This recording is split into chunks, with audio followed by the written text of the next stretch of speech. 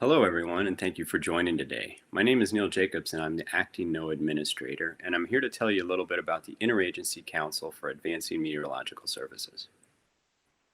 And we call this council ICAMS for short. And ICAMS is a formal mechanism by which we coordinate all the different relevant federal departments and agencies around leadership with a focus on meteorological services.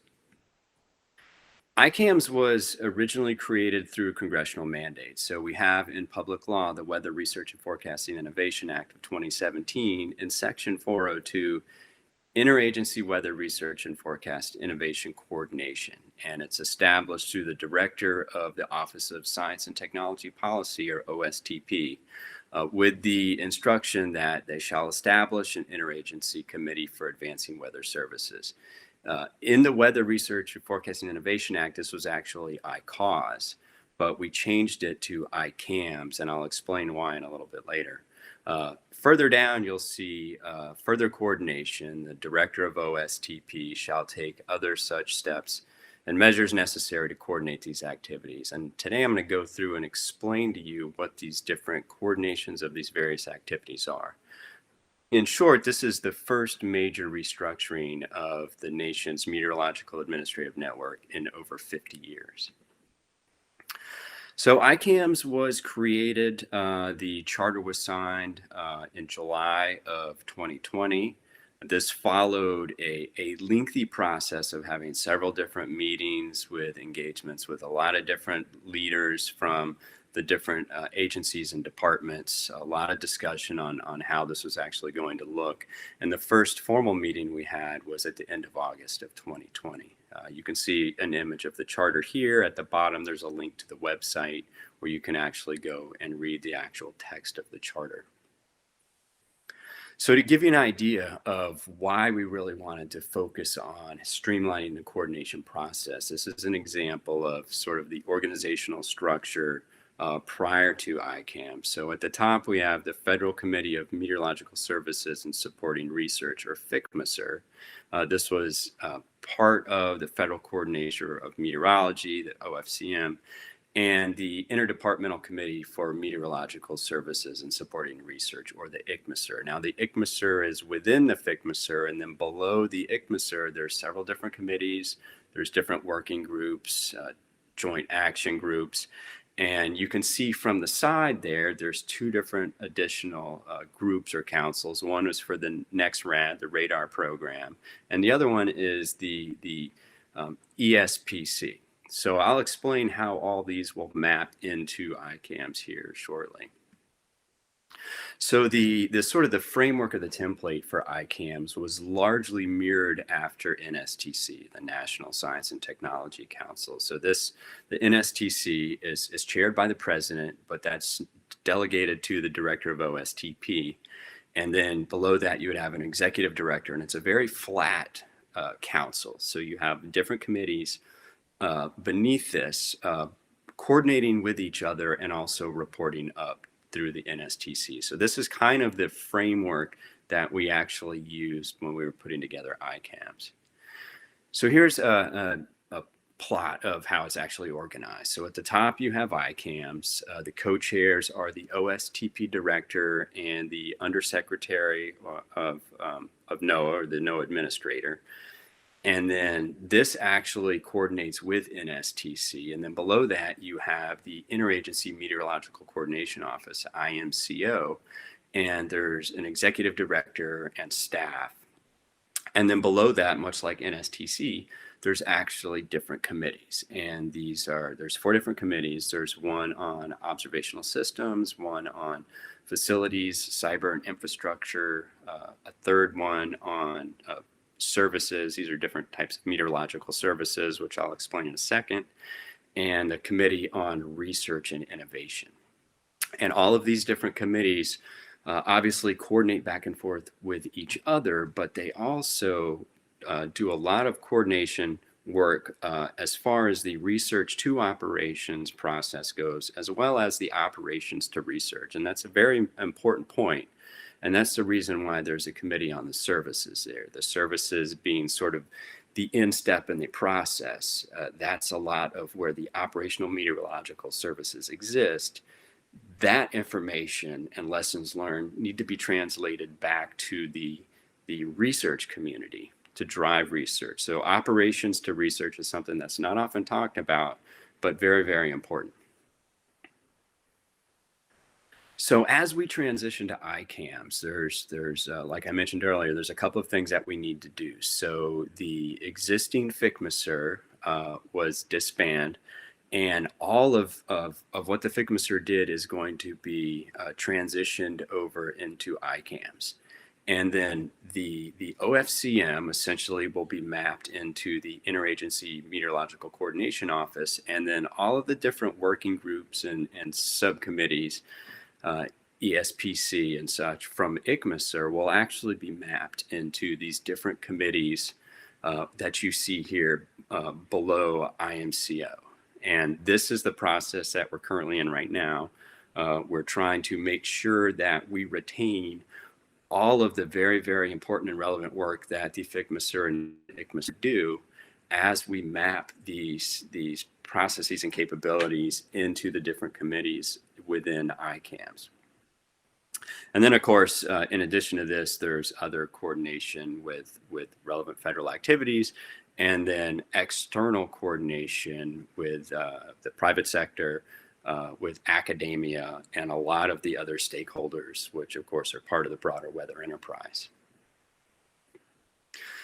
Here's a list of the federal agencies that are in ICAMS. So this is listed in the charter. I won't go through and read all of these here, but you can see that the different line offices within NOAA are present. We have DOD, DOE, Interior, HHS, EPA, NSF. There's a lot of different stakeholders involved, and they all have different requirements for different mission essential functions, but at the end of the day, they all rely on a lot of the very same input to produce the best possible set of meteorological services and information that can be translated into actionable products and services for whatever their mission requirements are.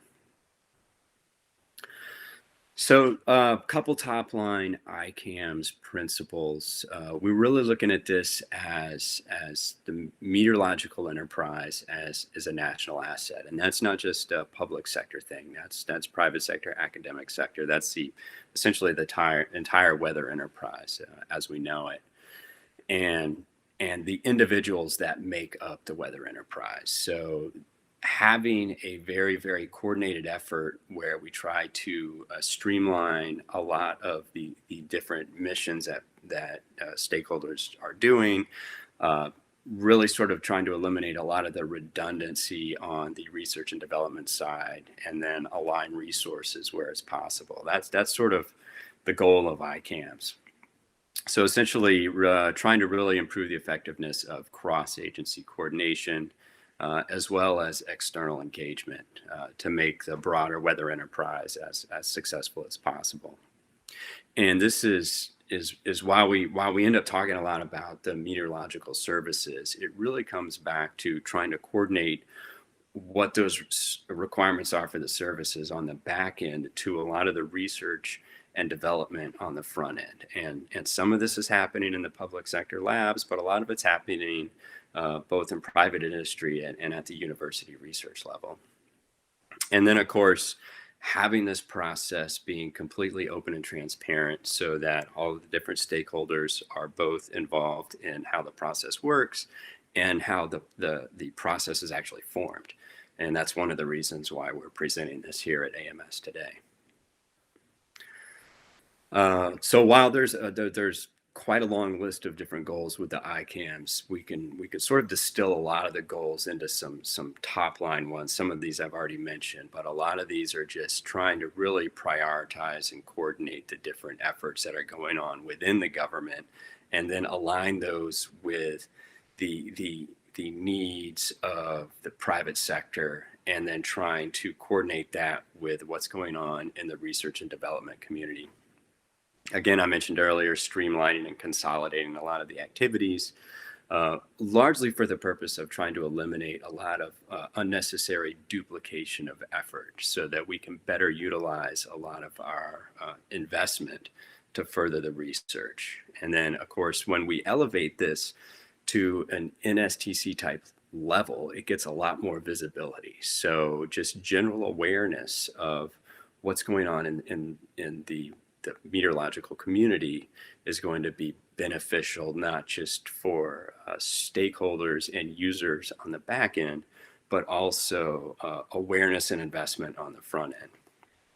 And part of that is not just elevating it to a higher level of visibility, but also making sure that we're getting the message out there about where we're going with this, what we're doing, and how beneficial this is going to be for society. And then, of course, obviously, really doing a lot of work to further the recruitment and sustaining professional, diverse workforce, not just on the public sector side with the different government agencies, but also in private industry as well as our university partners. So you'll see this listed in the charter, but that aspirational goal here, I could read it to you. United States will lead the world in meteorological services via Earth system approach, providing societal benefits with information spanning local weather and global climate. I'm going to unpack this here for a second because the wording here is extremely important when it comes to looking at this from two different sets of words here. The first one being meteorological services, and the second one being an Earth systems approach. So when we talk about meteorological services, really in the initial Weather Act, it was listed as weather services, but we all know we're going well beyond weather. Well, anytime you really want to predict weather, you're really talking about a fully coupled Earth system modeling approach. So there's no way to avoid discussing climate, hydrological, oceanographic, all of these different models and aspects of the Earth system are coupled and built into being able to provide an improvement on meteorological services. So the term services it's kind of broad. It includes all the obvious relevant activities across land, sea, air. But these services from the meteorology side are actually derived from the approach of a fully coupled Earth system. So that's where we really spent a lot of time trying to drill down on the exact wording of what meteorological services encompassed and how we would better predict the information that would be used in those services. So looking at Earth system approach, this is what it sounds like. It is a entire Earth system. So we're looking at the planet as a whole. So all of these different functions, whether it's atmosphere, hydrosphere, cryosphere, biosphere, they're all interconnected. And if you want to improve the prediction of one particular aspect, you really have to understand what the other ones are doing and how they interact. So the goal here, really, the approach is to break down the barriers between these different areas to ultimately better allow us to predict meteorology. So that we're really focusing on predicting a lot of the scope within the weather and climate, but we need to really look at this from a fully coupled Earth systems approach. So a little bit more on the coordination roles of the committees.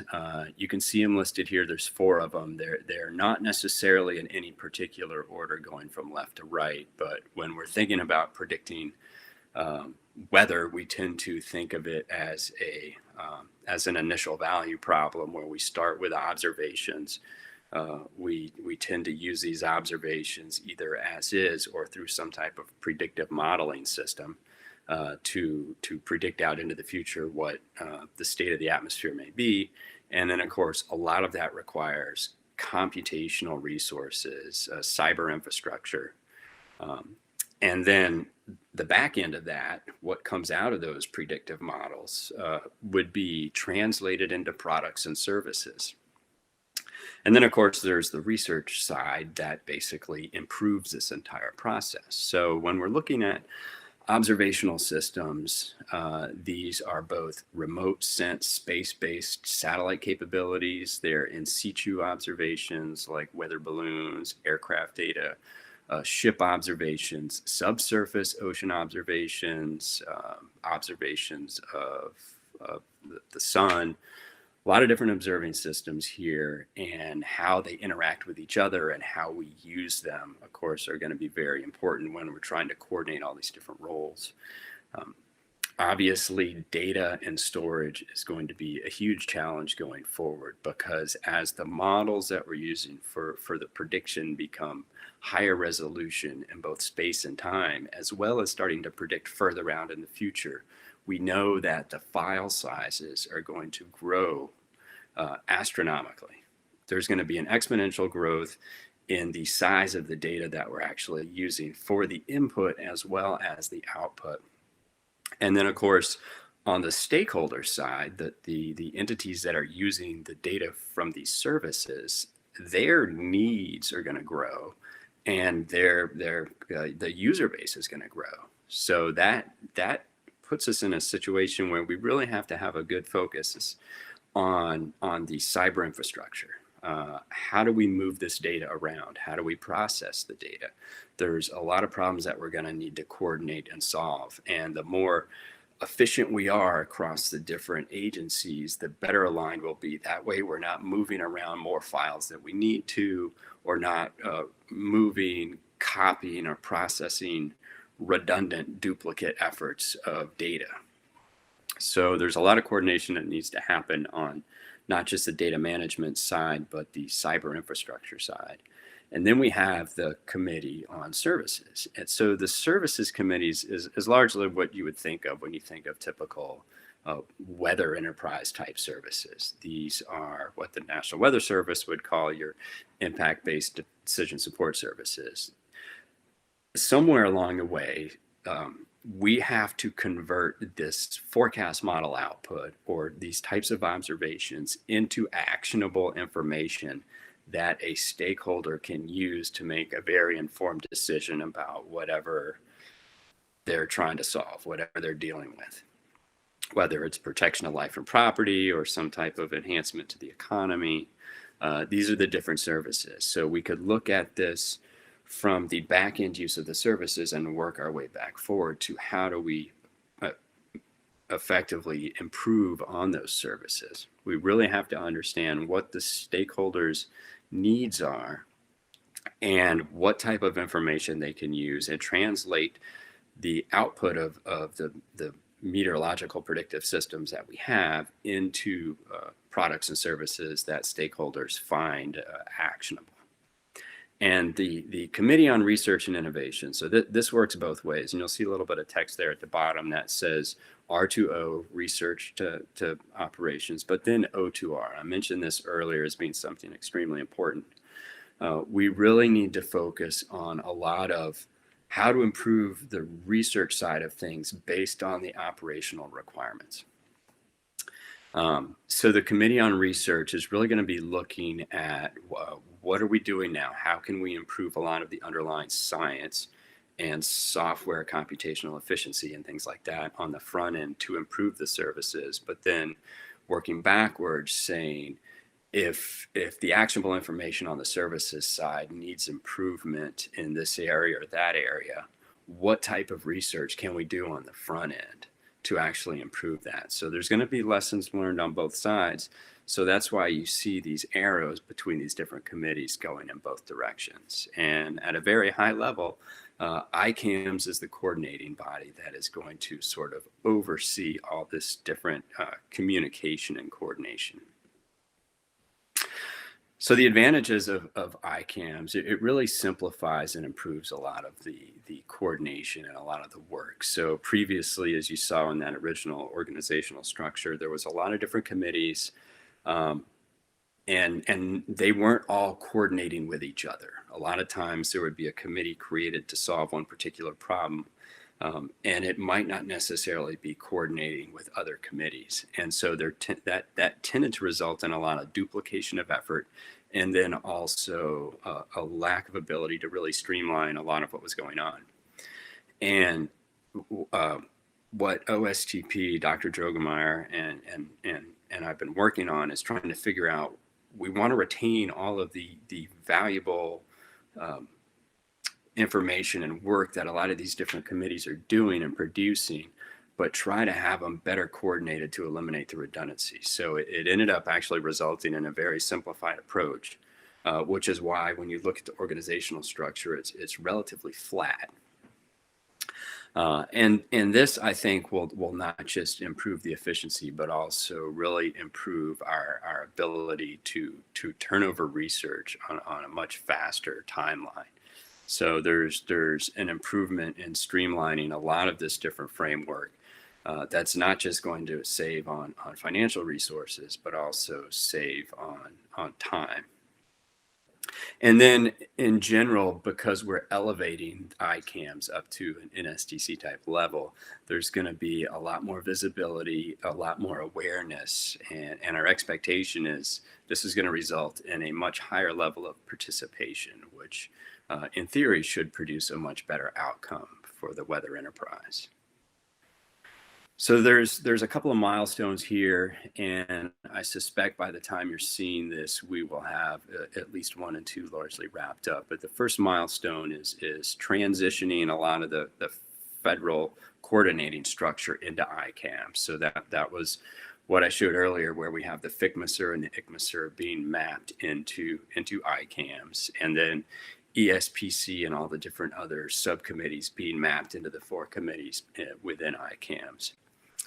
Milestone 2 would be to establish the Interagency Meteorological Coordination Office, and then, of course, the different levels of executive leadership within IMCO. Milestone 3 is obviously communicate the goals and the structure, get it out to the broader weather enterprise, which is what we're doing here at AMS. And then milestone 4 is after we sort of roll this out to the weather community, really get feedback from the community, from early career scientists, from a lot of the different stakeholders as to how can we further improve this. So for more information, there's a couple of links here. You can see the ICAMS charter by following the link, and then there's an FAQ, and we should, by the time this airs at AMS, have the website up for the ICAMS portal. It's just icams-portal.gov. Thank you very much for your time.